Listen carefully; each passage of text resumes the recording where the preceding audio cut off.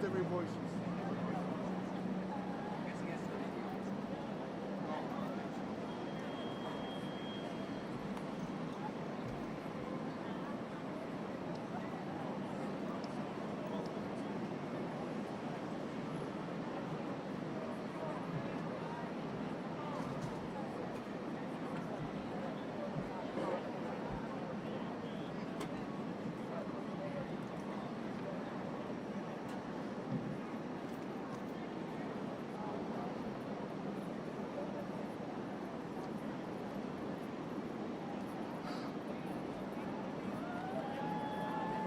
Hector, ¿yo set uno? Okay.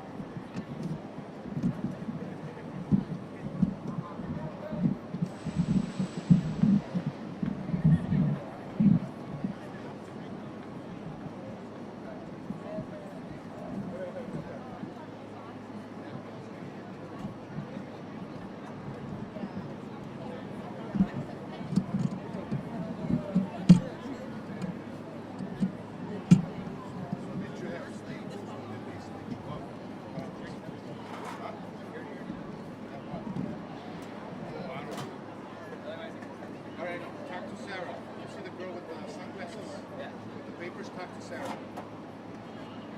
Tell her I sent you, all right?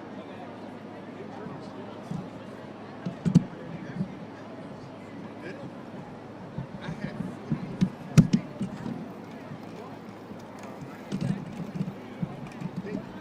and then it wasn't enough, Rich. I had to go back because my knee wouldn't stop bleeding. So I went back to the emergency room. Remember, I mean, obviously I had those 48 staples when I was under anesthesia. So when I went back, they gave me 9 shots in the knee to try to numb it. But, you know, when they're putting the staples in, they gotta really grab the skin. So they had to add 5 more. And, man, I almost lost my shit.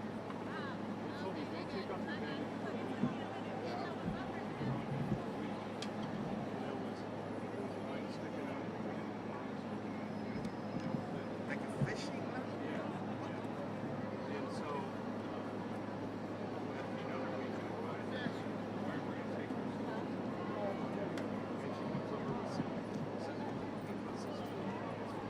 That was it?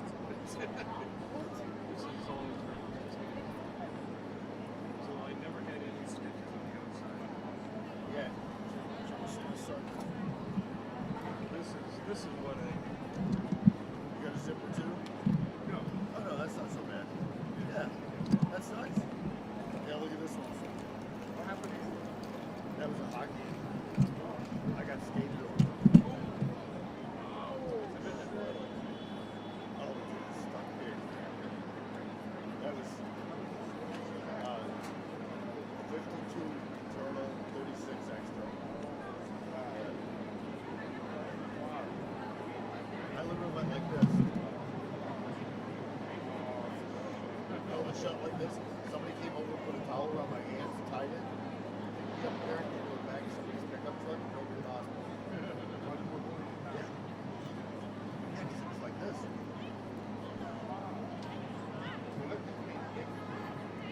stop fitting. So I have 48 staples and it wouldn't stop fitting.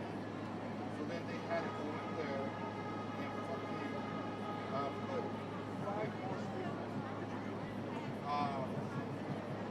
For the emergency room, I went to get surgery. How about that? You good? So they did Staples at Rush. Staples. So then, I went to Rush too. oh, okay, no, they did staples. What's your job? Michael Mina.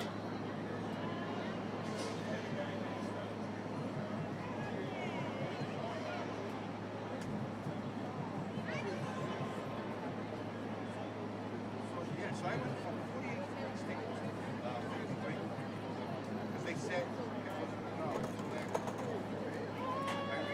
I did reach out to lawyers. Well, we might get 40 or 50,000. He's like, I'm not discouraged. He's like, I'm not really interested in a small job. Okay. So then I told my wife, I said, you know what? As long as the doctor apologizes, so basically some sort of envelope. So when I went to see the orthopedic guy, after I had to go to the emergency room, well, not after I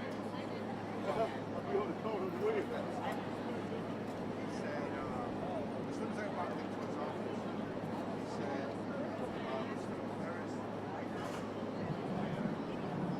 and it took a lot for him to admit that because that's a big liability. So at that point, it was like, you know, that's what it is. Not enough staples. So, I mean, I was bleeding from the gauze, and so I was bleeding through it. And I told the nurse, because they were discharging me. So then I told my wife to take a picture of it. And I told her, I said, I'm bleeding from the gauze. So she said, well, you know what, this is on the doctor. She called the doctor. The doctor said, oh, just wrap it again. That was it. So my wife and I went home. I had my foot on top of the Ottoman. I had it on top of 2 pillows. We got home from the hospital at about 8 at about 10 at night. Okay. So she, you know, right, so at that point, she freaked out. She said, we got to go to the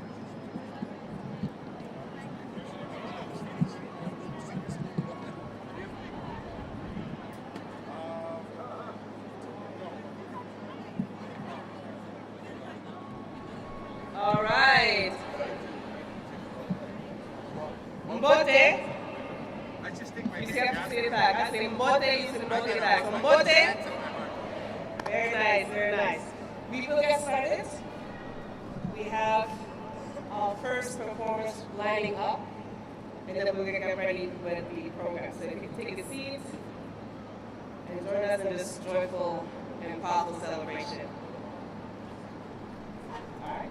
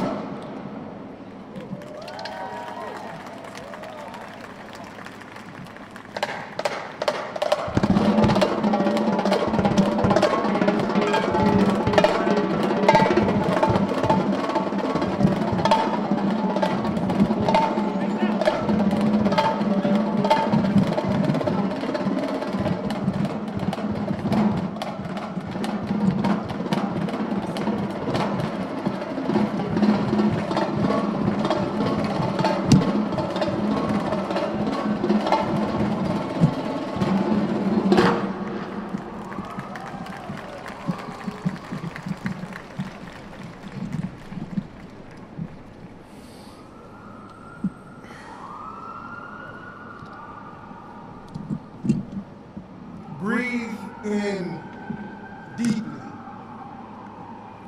Stoke the fire that is the spirit of the God that burns within.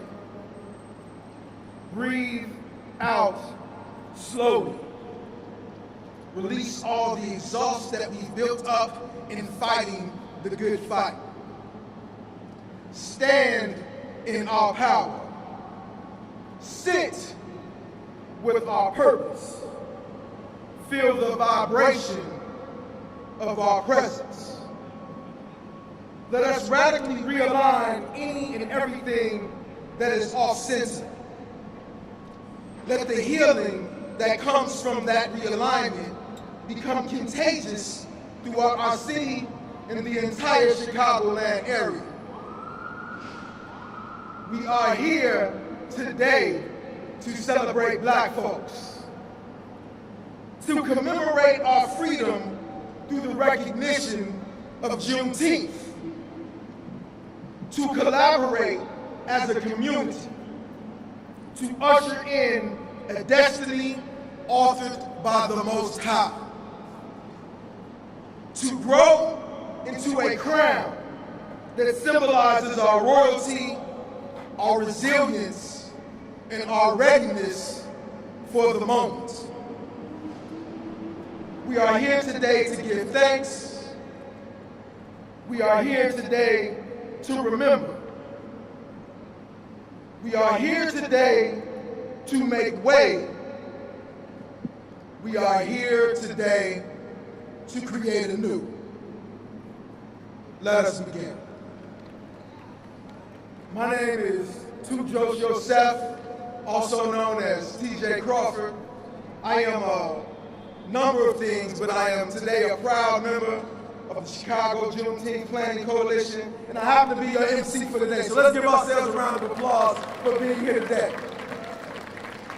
We've got a full and robust program, so I'm not going to take too much of our time. Y'all know the city got a quick hook when it comes to these events, but that hook will not take us out of the spirit of what we are here for today. To honor, to remember, to celebrate, and to know where it is that we are going to know where it is where we are, and to know where it is which we have come. So after I take my seat, we will have an opening prayer and libation by Reverend Dr. Ebony D. Only. We will have remarks by my brother David Peterson, who will bring up those that we are honoring today, Carol Johnson, Cassiopeia Meekins, and Pomone Rami. And we will have a musical performance by a musical performance of I Am by Nick Neal. And I'll be back a little bit later to continue with on our agenda. So without further ado, is Dr. Ebony here? Dr. Ebony Only.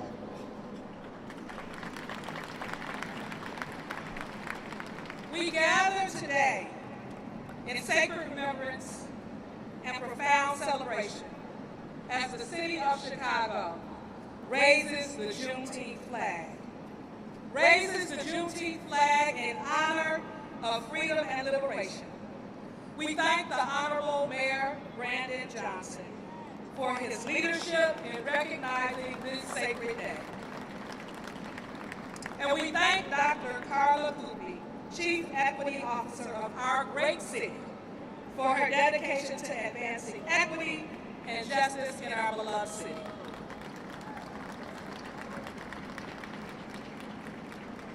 We call upon the ancestors whose names we know and those whose names have been lost to time. We honor those who walked this earth before us, those who dreamed of this day, who planted seeds they would never see bloom. On this day of this flag raising, we remember June 19, 1865, when the news of emancipation finally reached the enslaved people of Texas, marking the end of slavery in the United States. Honored elders, keepers of our wisdom and tradition, we ask first for your permission to begin this sacred ceremony. Thank you, Elder. May we have your blessing to pour libation in remembrance of our ancestors and to honor this day of Juneteenth in the manner that is pleasing to those who came before us. We thank you, elders, for granting us permission to proceed with this sacred act of remembrance. As we pour this libation, we remember that the water connects life. That water connects all life just as our bloodlines connect us to our ancestors. Water is like memory. It flows through time, carrying stories from shore to shore, from generation to generation. We pour these sacred waters for the ancestors, for those who lived and died in bondage, for those never knowing that freedom would come, for those who crossed the waters against their will, for those who never made it across, and for those whose bones rest at the bottom of the Atlantic. We pour libation in remembrance. Ashe. For the ancestors who survived until that glorious day of June 19, 1865. For those who heard the news of those who resisted. For those who danced for freedom. For those who ran away. For those who fought back. For those who created community. For those who kept our traditions when everything was taken. We pour this libation in gratitude. Ashe. For those who built new lives in freedom, including right here in Chicago. For the great migration ancestors who traveled north seeking opportunity. For the land that received their blood, their sweat, and their tears. We pour libation seeking continued progress and justice. Ashe. We honor our ancestors who survived the Middle Passage and bondage, who never surrendered their humanity, who passed down songs of freedom in whispers, who carved pathways toward liberation with bloody hands. We honor the ancestors who built great civilizations along the Nile, Nigeria, and Congo, whose innovations in agriculture, mathematics, and astronomy and art form the foundation of human knowledge that benefits all of us today. We honor those who received word of freedom on June 19, 1865, who celebrated in the streets when the news finally came, who understood that freedom was not just the end of bondage, but the beginning of possibility. We honor those who came to Chicago during the Great Migration, who carried Southern wisdom to our northern city, who created vibrant communities like Bronzeville despite redlining and violence, who insisted on dignity when dignity was denied. We honor our Chicago justice warriors, Ida B. Wells Barnett, who made this city her home and documented terror while demanding accountability. Fred Hampton, who organized for justice right here in Chicago. Tamil Black, who chronicled our city's Black history and fought for civil rights. On this day, we raise this flag. We acknowledge that freedom delayed is freedom denied. That it took 2.5 years for the news of emancipation to reach all enslaved people. That even after June 19, 1865, the struggle for true freedom and equality continued. We acknowledge that here in Chicago, we continue that struggle. That what we seek today is not charity, but justice. Not handouts, but the full realization that freedom, that Juneteenth represents. Today, as the city raises this flag, today as our great city of Chicago raises this Juneteenth flag, we declare we are our ancestors' wildest dreams. We acknowledge that the full freedom and equality, that road is long, but our ancestors taught us how to walk it with purpose. As this flag rises above our great cities, we invoke their wisdom as we continue their work. We channel their courage as we speak truth to power. We embody their resilience as we build new systems. We honor their sacrifices by refusing to settle for less than what justice demands. Now I invite each of you to call on your own ancestors into this sacred space. In our tradition, to speak a name is to bring that spirit into the present. I invite that as a collective, we name 3 ancestors. They may be your blood relatives, they may be your community elders who have passed on, or historical figures whose legacy has shaped our path and our city. As each name is spoken, we will respond together by saying Ashe. Let their power be present. I will begin by calling the name of Rufus Fontanelle. Ashe. Ashe. Ashe. Ashe. Ashe. Ashe. Ashe. Ashe. Ashe. Ancestors named and unnamed, known and unknown, we feel your presence among us today. As this Juneteenth flag rises over the city of Chicago, guide our words, sharpen our vision, strengthen our resolve. May we be worthy of your legacy. May we create a world where your descendants can finally breathe. On this day, we recommit ourselves to the work of justice and liberation. May the work we do in Chicago reverberate these states we desire to be united. May the work we do in Chicago be a blueprint for the world. May the work we do in Chicago honor your sacrifices and bring us closer to the beloved community you envision. Ashe, amen, and so it is.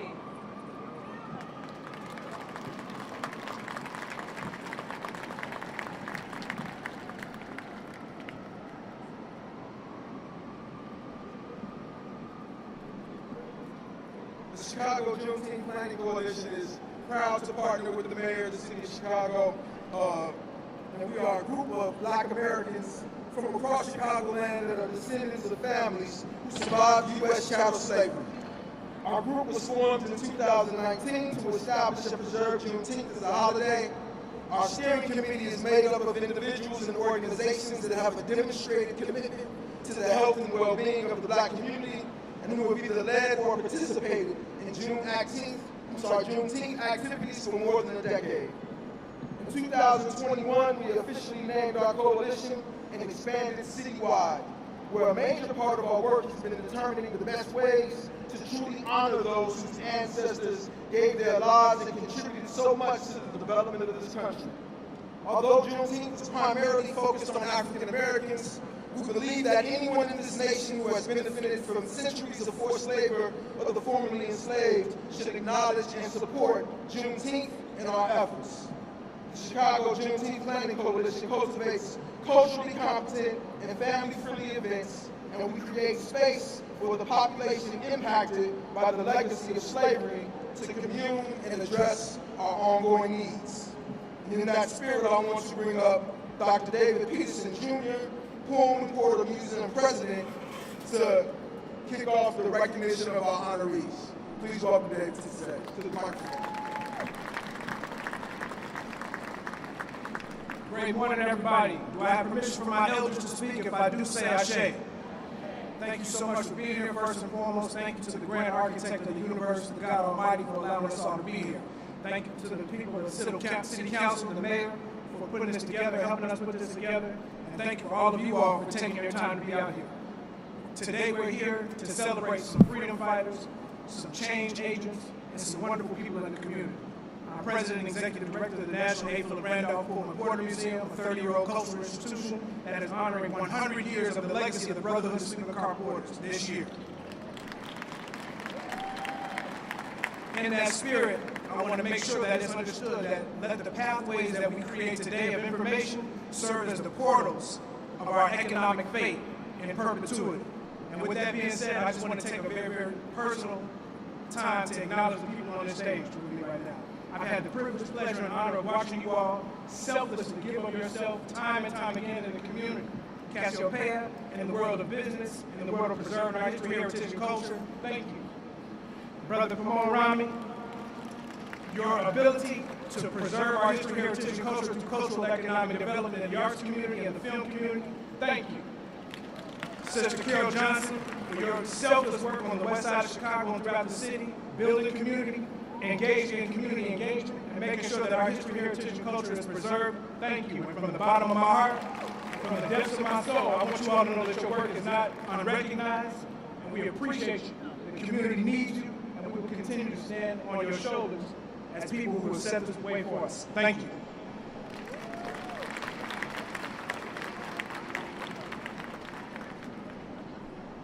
So without further ado, we want to call up our first honoree, the elder of our steering committee, Ms. Carol Johnson.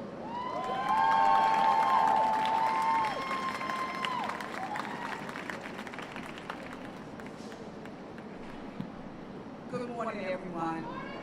Good morning. My name is Carol G. Johnson. Today, the G stands for Grateful.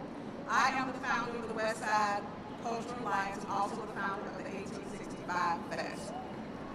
First of all, I would like to thank Mayor Brandon Johnson and his staff for allowing us just to have this opportunity to continue the legacy of Juneteenth. I would be remiss if I don't speak about the ancestors and the shoulders that I stand on. One of the reasons why I'm here is because of a young man from the West Side. His name was Ricky Brown Sr. Anybody that's from the West Side knows that Ricky was an advocate for Juneteenth. He had a vision that he laid out for some of us, and I was able to sit under his leadership in his particular legacy. One of the things that he always talked about was making Juneteenth a holiday, not only a city holiday, but a state and federal holiday. By the grace of God, he was able to still be alive when that happened. Another vision that he had for us was also what we call a Juneteenth festival in Garfield Park. And the reason why Garfield Park was so crucial because Garfield Park on the west side is kind of the center of the park. You have Douglas, you have Humboldt, but Garfield is the center of the west side of Chicago. So that was very important for him to have a festival in Garfield Park. I'm here to say that we continue that festival called the 1865 Fest. It's a 3-day celebration in Garfield Park. And one of the visions for him was to raise the Juneteenth flag in Garfield Park. We were able to raise the Juneteenth flag in Garfield in 2018. And so he was able to see that vision come to pass. Another vision that was spoken about under his leadership was opening what we call a cultural corridor on the west side of Chicago, from Chicago Avenue and Cicero to Austin. Again, that's one of the visions that have started to come to pass. And the last legacy that he talked about was to have a cultural center on the west side of Chicago. And my mission as part of the Juneteenth Chicago Planning Coalition, and I want to thank the Chicago Juneteenth Planning Coalition for allowing me to be the elder of one of the committee as well. But my vision is to continue the legacy to help build the cultural center. My vision now as an elder is to impart it to the younger generation, to tell the stories of our history, to never forget where we came from. We have to understand where we came from in order to move forward. And so I challenge each and every last one of you to tell those stories to your children. Talk about the ancestors. Talk about the history, because those stories will be passed on from generation to generation. That's one thing we have to do as a culture and as a race. We have to tell our stories about our history. And with that, I thank you all so much for allowing me to stand before you as an elder. And I appreciate every last one of you. I love my community. I love my city. My 4 things I have is the 4 C's. I love Chicago, community, collaboration, and culture. Thank you so much.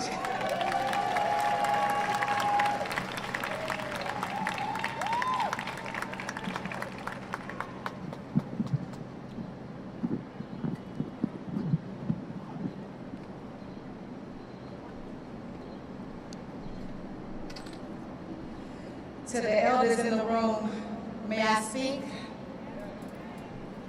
I don't know, I was a little shaky. Thank you. I first want to say, Adukwe Ifa, Adukwe Oludumare, Adukwe our ancestors. What I just said is we give thanks to God. We give thanks to our ancestors. We know the word Ashe, which is like amen, so be it. Here's some new Yoruba words that come from the continent of Africa, in the country of Nigeria. It's called Adukwe. It just says, we give thanks. And today, I just give so much thanks. I'm thankful for our ancestors. I'm thankful for the enslaved ancestors that suffered, that bled, that were brought here without their permission, forced here, lost their ways, lost their continent, lost their homeland, came here to create a whole new amazing world that we benefit from right here today. I'm so thankful that they were able to endure so that we can be here here today, and it just shows our strength, it just shows our beauty. I'm looking at it right now. I'm thankful to my mother for being such an activist, to being so true to our culture, to our pride, and being relentless to our own family, to our own community, to ensure that I grew up with the knowledge of African history, of Black history, of Chicago history, and to stand tall with so much pride. So I remember back in 2013 when I learned about Juneteenth, and I knew that no one up here in the North was celebrating it. And I said, we've got to do this. I got to do something about this.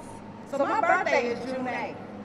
So I decided, you know what, instead of celebrating my birthday, I'm going to use it to celebrate Juneteenth. We know we all love to show up for birthdays, right? So I said, come on over to my house for my birthday. And 100 people came over. And when I had my birthday speech, I thanked our ancestors.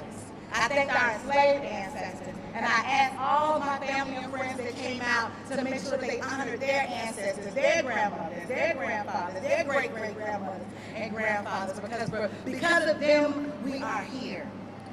And that grew and grew to Culture Connection, to collaborations with the National 8 Philip Randolph Ford Museum with Dr. David Peterson and Dr. Hughes, to DuSable Museum, to Dr. Carroll doing amazing and huge celebrations, to the Chicago Juneteenth Planning Coalition. I'm just so proud. We've grown this thing to thousands and 10,000s of more people all over the city, and are the pioneers for a national holiday. Give it up, everybody. A federal holiday. So now I'm excited about the next level. And just seeing Juneteenth celebrations in everybody's backyards, just like that happens for that other celebration, correct? And us honoring our ancestors together is so important to remember them, and to remember the enslaved that we specifically lost during the Middle Passage. That's a very vital part. So when you reach out and you say those names, make sure that you say those names of the unknown that didn't even make it here. So before I go, I want to thank the City of Chicago, Mayor Brandon Johnson, the Chicago Juneteenth Planning Coalition, our honorees, Mama Carol, Brother Pomone, Barbara Regan Fellows out here that's been doing this work for forever, Sister Africa who's been out here doing this work forever, Brother Tudor on the stage, Sister Lucretia, Brother Brian,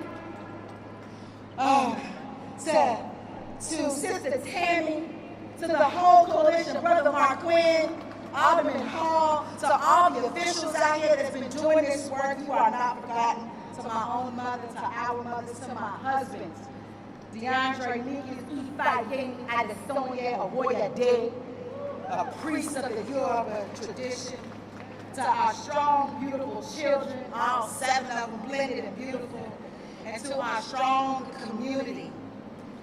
Again, my name is Cassiopeia Meekins, co-founder of theblackmall.com and TBM 360, along with my beautiful husband, and I thank you.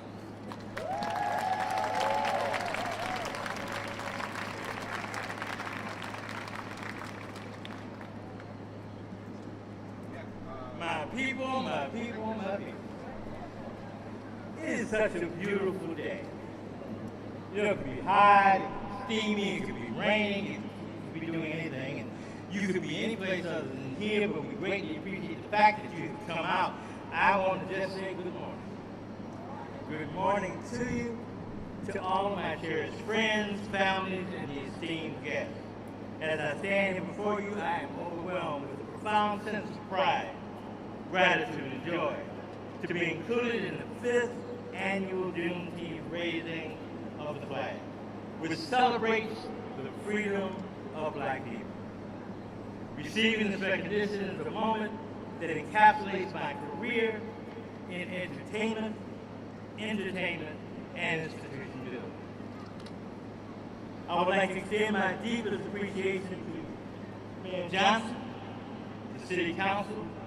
I also want to sincerely thank my mentors, colleagues, members of the community, and most importantly, my family and loved ones. A special thanks to the Juneteenth Planning Coalition, Dr. David Peterson, and the Chicago Reparations Task Force. I must also thank my incredible wife and business partner, Ms. Myers. On May 4th, 2025, we celebrated our 50th year of marriage.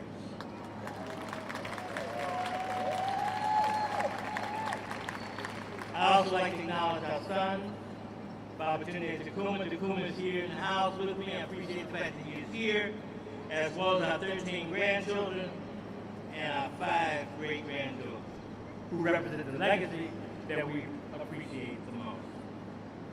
Juneteenth, as has been mentioned, celebrates June 19, 1865, when enslaved black people in Galveston, Texas received news that they were free. Now, no slave master was going to tell them. No evening news to spread the word. No Facebook. No TikTok. None of that. However, on June 18, 1905, less than 40 years later, man, Johnson, what did Chicago do? We stepped up. The Pecos Theater was founded. The first black-owned theater in the United States. In 1910, William Foster opened the first black-owned film company in Chicago. Chicago stood up and became the linchpin for the first black art center, the first black museum, the first black hospital, the first black nursing home, the first black-owned insurance company, and the first health food store. Chicago has always stood up, has always shown up. I was born in Providence Hospital, in the middle of the Bronx Street. My mother graduated from DuSable. I attended Christmas Abbey as an elementary school, which was named after the first black man killed in the American Revolution, and to Wyndham Float, named after an abolitionist. Now, my path was set. When you go to schools and you know the people that it was named after, and you remember the legacy that has placed you in the spot where you are now, you have to stand up. And Chicago, to me, has always been that. It has been a place of dreams. It has been what the Native Americans used to call the center of creativity. And we continue to look at that today. With the current attack on the arts, books, and black history, we must continue to tell our story. My book entitled When Blackness Was Golden, Observations from the Front Line, is available at the Buddy Bookstore in the Cultural Center and all around the internet. You can get one if you want to pick it up, but it tells our story as we are responsible for telling our story, for maintaining the fact that we, in spite of everything that we have gone through, were resilient. We, in spite of everything, is constantly showing our brilliance and our creativity. And we continue to do that today. In conclusion, as we continue to move forward, let us remember our ancestors as warriors, ever striving to make a difference in our lives and in the world. Let us continue to support each other and aspire to heights even greater than we have today. There's a father and a son having a conversation. And the son says to the father, "Daddy, you always tell me that the lion is the king of the jungle, yet in every book I read, the man always kills the lion. Daddy, why is that so?" So the father looked at the son and said, "Until the lion learns to write, the story will always end the same. Until we continue to tell our stories and demonstrate the fact that we did not come from a history of slaves. We came from a magnificent history of architects, engineers, teachers, and parents, and everything else that is represented in the world. I thank you for this recognition. And let's keep moving on and keep it stepping up. Thank you.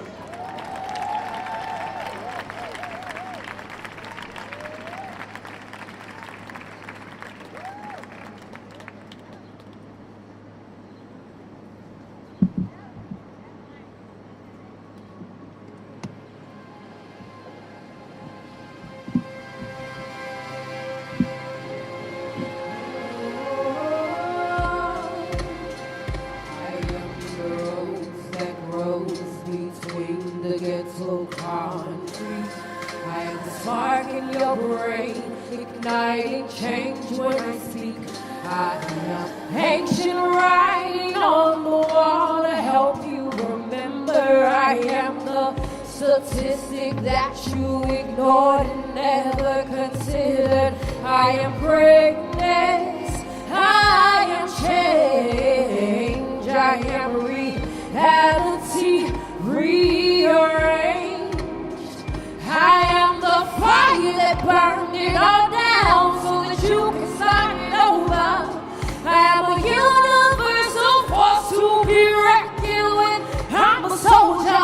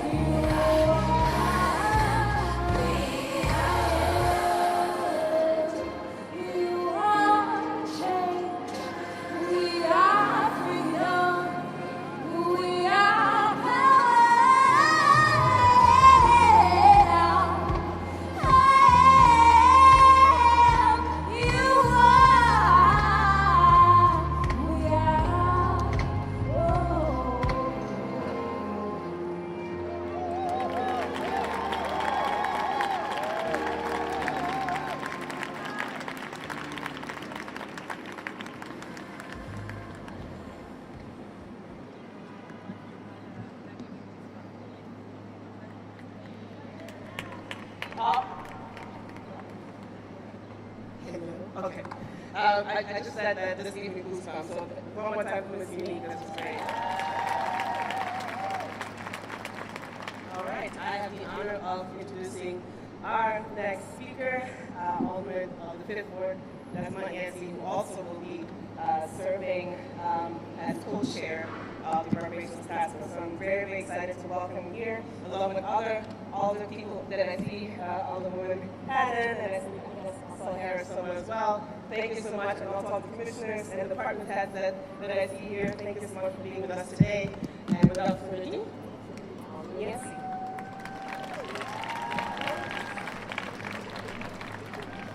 It's a celebration, y'all. Let's give it up. If you'll indulge me for a moment, we're going to do a little call and response. I'm going to be brief because, you know, I like to talk a little bit. So say, I am beautiful. I am powerful. I am strong. I am resilient. And I am free. Before I get started, I want to honor my colleagues who are here. There's a list I see Cook County Commissioner Tara Stamps, City Treasurer Melissa Conyers Irvin, Representative Kimberly Ely DuClay, and then members of the Chicago Aldermanic Black Caucus. Those who are present, I see Alderwoman Haddon, Alderwoman Clay, Alderwoman Taylor, Alderman Hall, and Alderwoman Harris. And then I thought I saw Chairman Vasquez around just a few moments ago. So this is not just about us. This is about all of us. Amen. So again, it is an honor to stand before you as Alderman of the 5th Ward from Chicago's amazing, wonderful, beautiful, powerful, and resilient South Side, full of communities that are rich in culture, resilience, and history. From South Shore to Woodlawn, Greater Grand Crossing, and Hyde Park, it don't get no better than that, y'all. But I'm especially proud to join you this morning as we commemorate Juneteenth, a day of reflection, resistance, and celebration, and recognize the progress of Chicago's Reparations Task Force. Today is about more than honoring freedom. It's about working together to prepare the present and build a future rooted in equity, dignity, and justice. On the South Side and in Black communities across Chicago, we know firsthand what generations of systemic disinvestment have looked like. We lived through the consequences of redlining, predatory lending, educational disparities, health disparities, mass incarceration, and unequal access to all the things. These aren't abstract policy failures. These are lived realities.